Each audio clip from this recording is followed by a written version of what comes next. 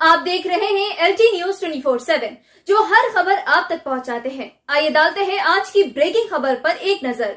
जनाब अकबरुद्दीन ओवैसी और राजा सिंह पर UCID फाउंडेशन और सहारा वर्ल्ड के फाउंडर और नेशनल प्रेसिडेंट तेलंगाना की शान मशहूर शख्सियत जनाब मोहम्मद तस्कीन ने दिया है बेहतरीन बयान। वाज़ रहे नाजरीन, अकबरुद्दीन ओवैसी आज केस से बरी होने पर दुआएं और मुबारकबादी पेश की गई। इसके अलावा राजा सिंह MLA से गुजारिश की है कि वो किसी भी तरह के भड़काऊ भाषण या धर्म को लेकर दंगे फसाद पैदा करने की कोशिश ना करे और शहर हैदराबाद में अमन व शांति बरकरार रखने की गुजारिश की है। जनाब तस्कीन साहब मीडिया से मुखातिब करते हुए कहे कि तमाम आवाम से गुजारिश की गई, सभी को मिलकर रहने की हिदायत दी गई। UCID फाउंडेशन नेशनल प्रेसिडेंट जनाब मोहम्मद तस्कीन साहब ने प्राइम मिनिस्टर नरेंद्र मोदी पर बरहमी का इजहार किए पेट्रोल और डीजल दिगर सामान के महंगाई को लेकर और उनसे गुजारिश की महंगाई से राहत देने। आइए सुनते मजीद तफसीलात। हर अहम खबर से बाखबर रहने LT न्यूज 24/7 को यूट्यूब पर सब्सक्राइब करें। Bureau report LT news 24/7।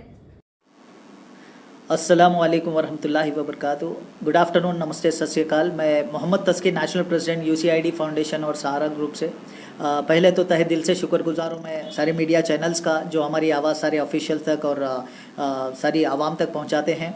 आज ख़ास आने का लाइव इसीलिए मौका मिला है क्योंकि हमारे पहले तो अकबरुद्दीन ओवैसी साहब को बधाई देते हैं, कंग्रेचुलेट करते हैं, क्योंकि तमाम जितने भी फॉलोवर्स हैं अकबरुद्दीन साहब के खुशी से माहौल बना हुआ है। क्योंकि जो केस एलिजेंस लगाया गया था 2012 में जो इनके ऊपर जो निर्मल के केस पर तो निज़ामाबाद डिस्ट्रिक्ट से, तो वो आज वो केस से बरी हो गए हैं। तो हम भी मुबारकबाद पेश करते हैं अकबर साहब को, क्योंकि हमेशा यही अल्फाज है सभी लोग के कि सच्चाई के साथ खुदा होता है और सच्चाई की जीत होती है हमेशा। और दूसरी चीज़ है ख़ास करके मैं ज़्यादा ज़रूरी समझता हूँ ये आवाज़ देने के जितने भी मार्केट में मेरे हिंदू मुस्लिम सिख ईसाई मेरे भाई है, तमाम जितने भी लोग हैं उनको सबको मिलकर रहना चाहिए। और क्योंकि ऐसे जो कल्प्रिट है जैसा हमारे ये ख़ास करके जो राजा सिंह MLA है, मैं उनसे भी गुजारिश करता हूँ, अपील करता हूँ, रिक्वेस्ट करता हूँ कि प्लीज़ ऐसे भड़काऊ भाषण ना दें मार्केट में, ताकि हिंदू मुस्लिम सिख ईसाई को हर्ट हो एक दूसरे के। क्योंकि काफ़ी देखने को मिलता है मार्केट में सारे हिंदू मुस्लिम सिख ईसाई एक हैं, एकता में हैं और काफ़ी ऐसे फ्रेंड्स एक दूसरे से मिलकर रहते हैं, ईदें मनाते हैं एक साथ और एक साथ उठते बैठते हैं, कॉलेज जाते हैं या फिर घरों के आसपास में रहते हैं और फैमिली जैसे रहते हैं। तो ऐसे ही भड़काऊ भाषण से कई लोग के रिश्ते टूट जा रहे हैं, रिलेशन टूट जा रहे हैं। तो मैं चाहता हूं कि ऐसे भड़काऊ भाषण ना दें। राजा सिंह साहब से गुजारिश करता हूं कि ऐसे ना करें, क्योंकि आप वही सच्चा इंसान होता है जो अच्छे के लिए काम करता है। जितने भी अगर आपको सीट दी गई है MLA की, ये ना सोचिए कि आपको गुंडागर्दी के लिए दी गई है। इसलिए अगर आप वाकई में हीरो बनना चाहते हैं तो हीरोगिरी करके दिखाइए, सबको मिला के दिखाइए, दिल से दिल जोड़ कर दिखाइए, क्योंकि वो तो आपका ईश्वर भी बोलता है, हमारा अल्लाह भी बोलता है। सभी के लिए बोलता हूं मैं, ईश्वर अल्लाह सब एक है।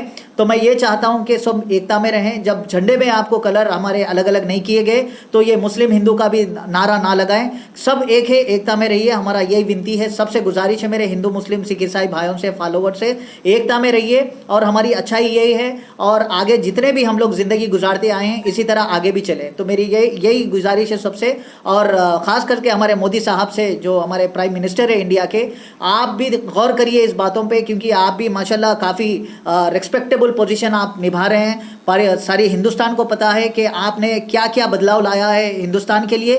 तो मैं चाहता हूं कि आपको भी गौर करना चाहिए इस बातों पे कि हिंदू मुस्लिम सिख ईसाई पे ज़्यादा फोकस ना करें। ख़ास करके मैं हमारे प्राइम मिनिस्टर साहब मोदी साहब से गुजारिश करता हूं, क्योंकि ये बात गौर करने वाली चीज़ है। कई मुकामात में ऐसा है जो हिंदू मुस्लिम में लड़ाई झगड़े हो रहे हैं, ख़ास करके खुलेआम लड़ाई कर रहे हैं, मुस्लिम पे जुल्म हो रहा है। इसका मतलब देखिए, ये मत समझिए कि मुस्लिम खामोश है, कोने कोने छुपा हुआ है, डर रहा है। लेकिन ये बात मैं बता दूं कि कोई भी इंसान आजकल खामोश रहने की वजह होती है कि अपनी खामोशी इनोसेंट इसलिए बनता है कि कुछ रीज़न होता है उसके पीछे।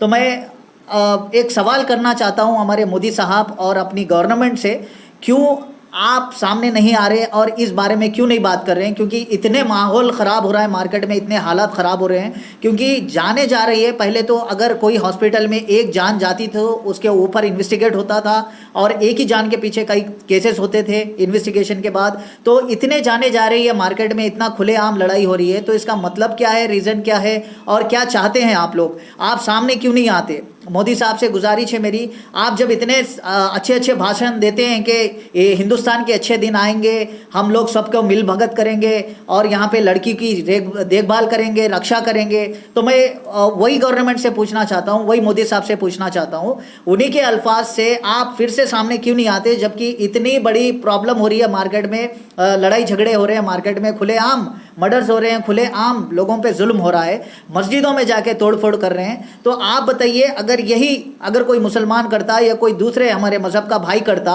तो आप लोग उसको इतना उठा देते कि हल्ला, पूरा इंडिया हल्ला कर देते। तो अब मैं आपसे सवाल करता हूं कि अभी खामोश क्यों हैं आप? इसमें दो रीजंस हो सकते हैं, या तो आप उनसे मिले हुए, या आप ही के कारीगरी पे ये काम हो रहा है, या फिर आपको आना चाहिए, इसको कंट्रोल करना चाहिए और सख्त से सख्त सजा देना चाहिए, तभी जाके हम समझ पाएंगे कि वाकई में आपने सही अपनी सीट का इस्तेमाल किया है, अपना पोजीशन का सही मर्तबा रखा है और लोगों की खिदमत में आप अंजाम दे रहे हैं। और मैं मैसेज देना चाहता हूं सारे हिंदुस्तान के हिंदू मुस्लिम सिख ईसाई भाई को, सब एकता में रहिए, क्योंकि हमारा ये एक पावर है, हमारा ये जो बैकबोन है पूरा एकता है, सब एक मिलकर रहिएगा।